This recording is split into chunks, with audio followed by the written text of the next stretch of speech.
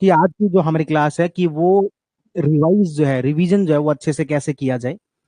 क्योंकि नॉर्मली जो है हम पढ़ते तो बहुत है लेकिन उतना कई बार आउटपुट नहीं आता। तो हम एक बार थोड़ा देख लेते हैं कि रिवीजन को किस तरीके से किया जाना चाहिए। देखो, मुझे हमेशा कई बार लगता है कि ये जो हम पढ़ाते हैं ना, ये जो भी पॉलिटी है, करंट है, सर्वे है, ये सब फैक्ट्स हैं एक्चुअल में। तो ये कोई साइंस तो है नहीं, फिजिक्स केमिस्ट्री बायो की तरह। तो ऐसा इसमें पढ़ाने जैसा कुछ खास होता नहीं है। यदि हम स्टूडेंट को पढ़ना सिखा देना तो उसके बाद में उसको हमारी जरूरत ही नहीं है। तो यदि हम चीजों को अच्छे से रिवाइज करें, कैसे चीजों को मेमोरी में किस तरीके से रखा जा सकता है अच्छे से, ताकि वो चीज हमें लंबे समय तक याद रहे, वो सारी बेसिक बातें यदि हम सिखा दें, एक स्टूडेंट लाइफ के जो बेसिक्स हैं वो यदि सिखा दें, तो सही मायने में स्टूडेंट को हमारी जरूरत ही नहीं है। सेल्फ स्टडी ही अपने आप में सफिशिएंट है। हम किसी भी जगह से पढ़ते हैं ताकि हमारा टाइम बचे, ठीक है। लेकिन उस जो भी टाइम हमने बचाया है, तो क्या उसके बाद जो टाइम बचा है उसको हम इफेक्टिवली यूज कर रहे हैं कि नहीं कर रहे हैं, वो बहुत ज्यादा इंपॉर्टेंट है।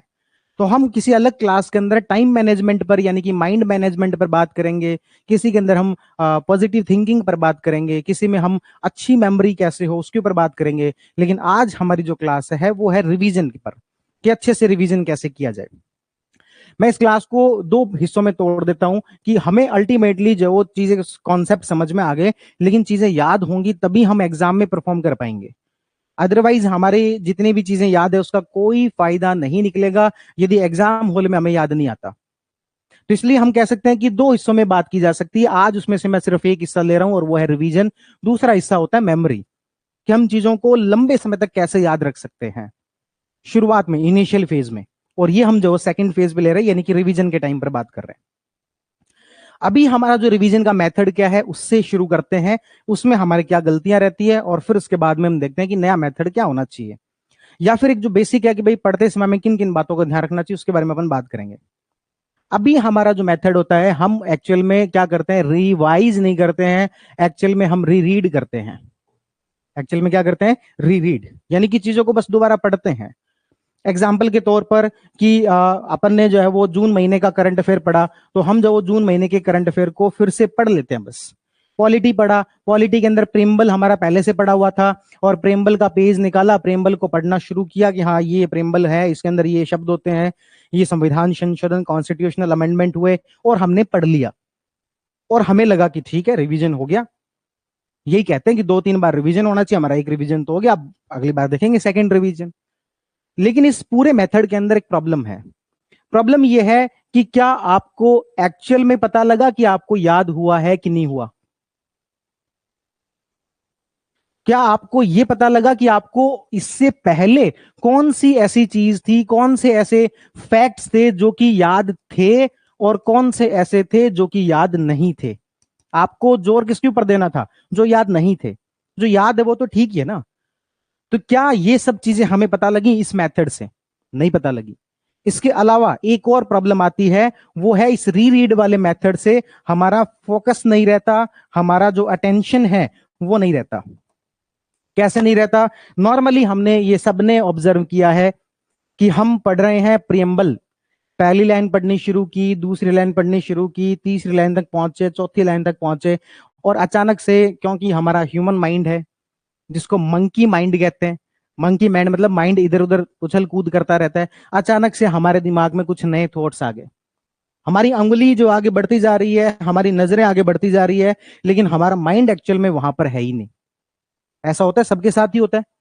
और फिर फाइनली जब 1-2 पेज निकल जाते हैं और अपन उठ जाते हैं, "हाँ, ठीक है भाई रिवीजन हो गया", एक्चुअल में आपका माइंड वहां पर था ही नहीं, एक्चुअल में आपका रिवीजन हुआ ही नहीं।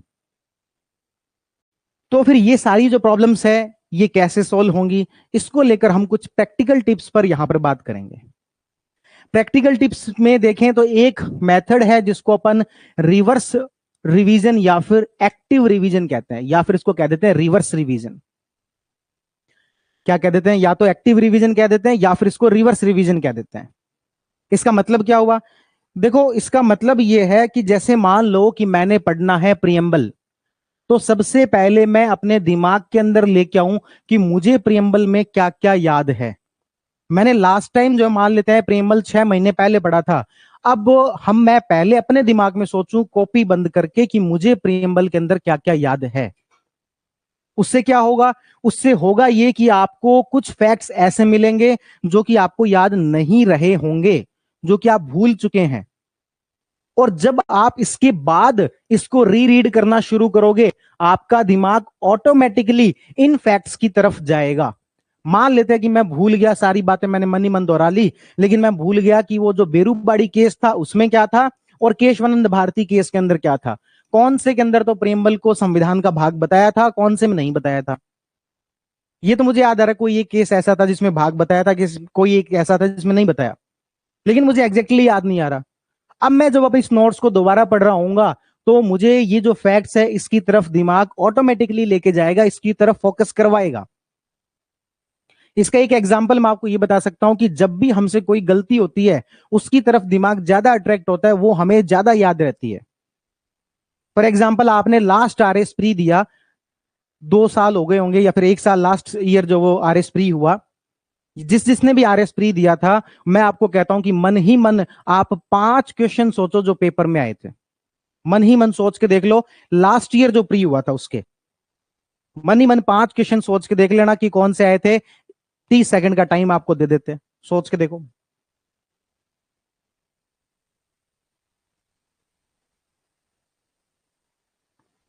आपको मन ही मन ज्यादातर वो क्वेश्चन याद आएंगे जो कि आपके गलत हुए थे, और उसका आंसर अब अगली बार आप कभी गलत नहीं करके आओगे।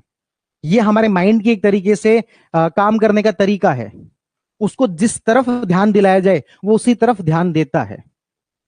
तो यहां पर हम जब ये कह रहे हैं कि पहले आप खुद से मन के अंदर सोचो कि मुझे कौन कौन से फैक्ट्स याद आ रहे हैं, जब उसके बाद आप पढ़ोगे तो उन फैक्ट्स की तरफ ज्यादा ध्यान जाएगा जो कि आपको याद नहीं आ पाए थे। दूसरा आपका इसमें फायदा ये होगा कि आपका फोकस जो है वो ज्यादा अच्छे से बनेगा, आपकी अटेंशन ज्यादा अच्छी होगी और उसकी वजह से रिटेंशन ज्यादा अच्छी होगी।